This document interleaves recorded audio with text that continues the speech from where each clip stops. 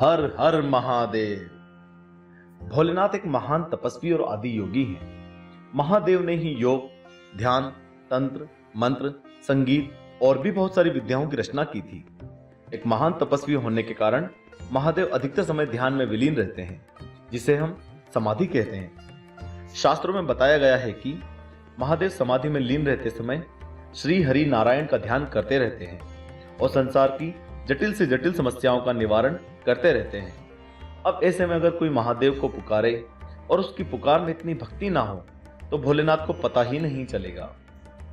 तो स्वागत है आपका आपके अपने चैनल आस्तिक स्पिरिचुअल सीक्रेट्स में। अगर भगवान शिव समाधि में लीन हो गए तो फिर देवता हो या मानव किसी की भी नहीं सुनते और महादेव की समाधि तोड़ने का सामर्थ्य हम जैसे मनुष्यों में कहां।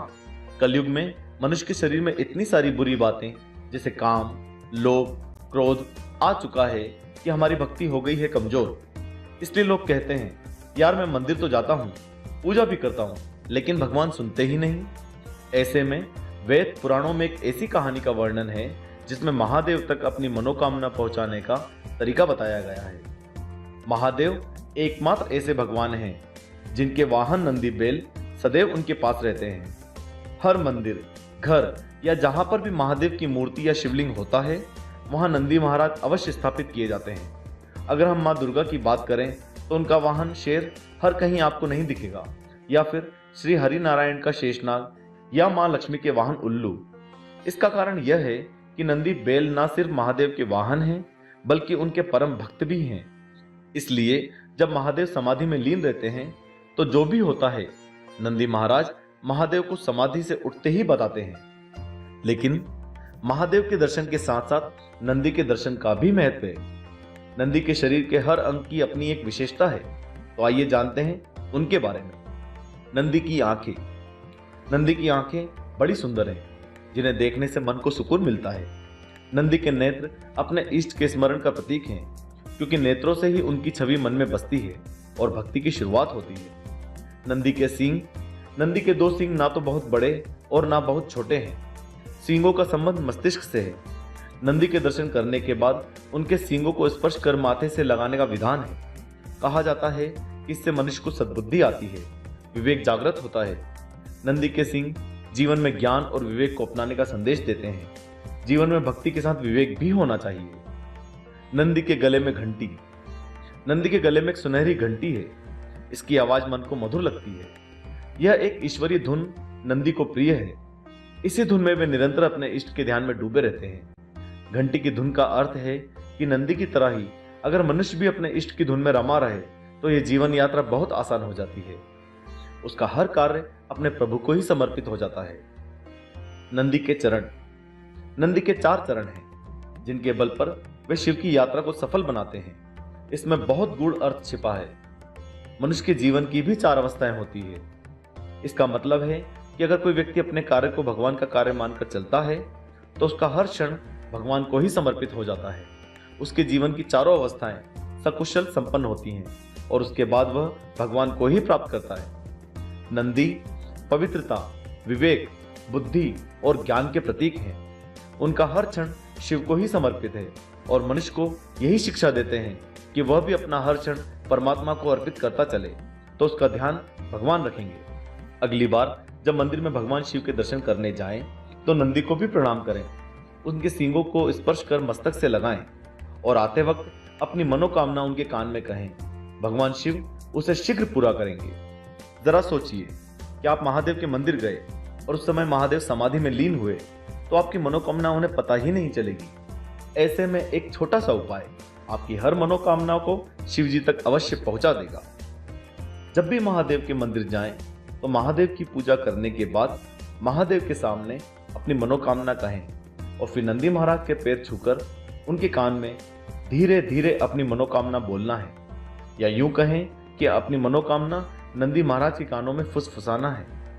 नंदी महाराज से यह प्रार्थना भी करें कि जब भी महादेव समाधि से उठें तो हमारी मनोकामना उन तक जरूर पहुंचा दें। नंदी महाराज के कान में धीरे धीरे बोलने का एक सही तरीका होता है, जिसका वैदिक कहानियों में वर्णन है।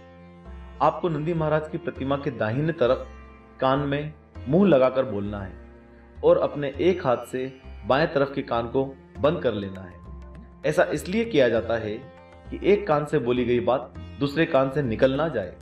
ऐसा करने से नंदी महाराज के पास आपकी मनोकामना पहुंच जाती है और जब भी महादेव समाधि से उठते हैं तब नंदी महाराज उस मनोकामना को महादेव तक पहुंचा देते हैं। एक कथा के अनुसार जब मां पार्वती अपनी याददाश्त खो बैठी थी तब शिवजी ने समाधि में जाने का निर्णय लिया। नंदी महाराज भी उनके साथ साथ ध्यान लगाकर ठीक महादेव के सामने बैठ गए। यही कारण है कि नंदी महाराज शिवलिंग के सामने बैठाए जाते हैं। इसी बीच जालंधर ने मां पार्वती का हरण कर लिया। सभी देवतागण बहुत चिंतित हुए और महादेव को यह खबर देने पहुंचे, लेकिन महादेव तो ध्यान में मग्न थे और बहुत प्रार्थना करने के बाद भी महादेव ध्यान से नहीं जागे। ऐसे में देवताओं ने श्री गणेश जी की मदद ली और उन्हें यह संदेश महादेव तक पहुंचाने का काम सौंपा। श्री गणेश ने भी अपनी योग्यता के अनुसार एक अनोखा तरीका निकाला। उन्होंने नंदी महाराज के कानों में संदेश बोल दिया। नंदी महाराज के जरिए वह संदेश तुरंत महादेव तक पहुंच गया और महादेव समाधि से जाग गए। तब से ही नंदी महाराज के कानों में अपनी मनोकामना बोलने की मान्यता है। अगली बार आप जब भी मंदिर जाएं तो बताए गए तरीके से अपनी कोई भी मनोकामना नंदी महाराज के कानों में जरूर बोलें। क्या पता आपकी मनोकामना पूरी हो जाए। भोलेनाथ सबकी झोली भरते हैं। आप मंदिर जाते होंगे, आरती भी करते होंगे, मंत्र जाप भी करते होंगे, लेकिन कोई अनुभव नहीं हो रहा या शारीरिक और मानसिक परिवर्तन नहीं हो रहा। भगवान शिव की भक्ति करने के बाद भी अगर मनोकामना पूरी नहीं हो रही है तो यह समझ जाएं कि कहीं ना कहीं कोई भूल हो रही है या हम सही तरीके से भगवान की पूजा नहीं कर रहे हैं। आज आपको ऐसे ही एक तरीके के बारे में बताने जा रहे हैं। कृपया करके अगली बार जब भी शिव मंदिर जाएं, इस तरीके से भगवान शिव के शिवलिंग दर्शन करें और परिवर्तन देखें। इस तरीके को हम श्रृंग दर्शन कहते हैं। इस प्रकार दर्शन करने से शरीर में सात्विक गुण बढ़ता है और तामसिक गुण कम होता है। भगवान शिव की ऊर्जा आपके शरीर में आती है और आप अपने हर काम में सफल होने लगते हैं। अब हम आपको बताने जा रहे हैं श्रृंग दर्शन करने का तरीका। हर शिव मंदिर के शिवलिंग के ठीक सामने नंदी महाराज बैठे होते हैं। यह मान लीजिए कि नंदी महाराज शिव जी के सेक्रेटरी जैसे ही हैं। सबसे पहले नंदी महाराज की दाहिने तरफ खड़े हो जाएं। अब अपने बाएं हाथ की 2 उंगलियों से नंदी महाराज के दोनों सींगों पर रखना है। ऐसा करने से एक फ्रेम बन जाएगा। अब इसी फ्रेम से आपको शिवलिंग के दर्शन करना है। यही है श्रृंग दर्शन का तरीका। नंदी महाराज के सींगों से जो तरंगे निकलती हैं वो भक्तों के शरीर में विद्यमान रजस और तामस गुण को कम करती है और सात्विक गुण बढ़ाती है। ऐसा माना जाता है ओमकार और शिव की शक्ति शिवलिंग में विद्यमान होती है। इसके अलावा शिव पिंडी के चारों ओर शक्ति की तरंगे होती हैं। मंदिर जाने से हमें इन्हीं तरंगों से शक्ति मिलती है। इन शक्ति तरंगों को चैतन्य कहा जाता है। चैतन्य का बहाव शिवलिंग से नंदी महाराज की ओर होता है, इसलिए कभी भी नंदी महाराज और शिवलिंग के बीच खड़े ना हो। जब आप श्रृंग दर्शन करते हैं तो ये चैतन्य तरंगे शिवलिंग से आपके शरीर में टकराती हैं और चारों ओर फैल जाती हैं। इस प्रकार शिवलिंग की शक्ति आपके शरीर में आ जाती है। पूजा करने से उस भगवान की विशेषताएं आप में आ जाती हैं। अगर आप शिव जी की पूजा करते हैं तो उनकी विशेषताएं आप में आती जाएंगी और आपके हर काम सफल होते जाएंगे। लेकिन यह तब मुमकिन है जब आप सही तरीके से पूजा और शिवलिंग के दर्शन करेंगे। हर हर महादेव।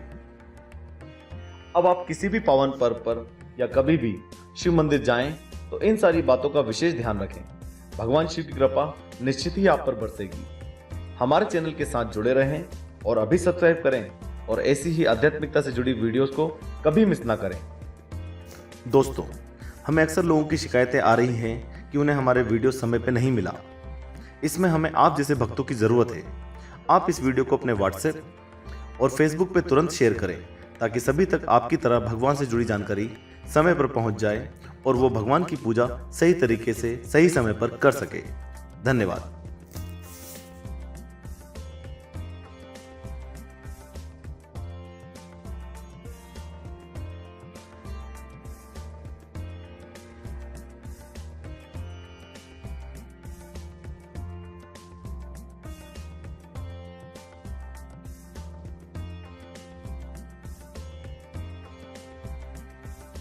हमारे चैनल की अन्य रोचक वीडियोस को देखने के लिए अभी आपके स्क्रीन पर दिखाए जा रहे वीडियोस पर क्लिक करें।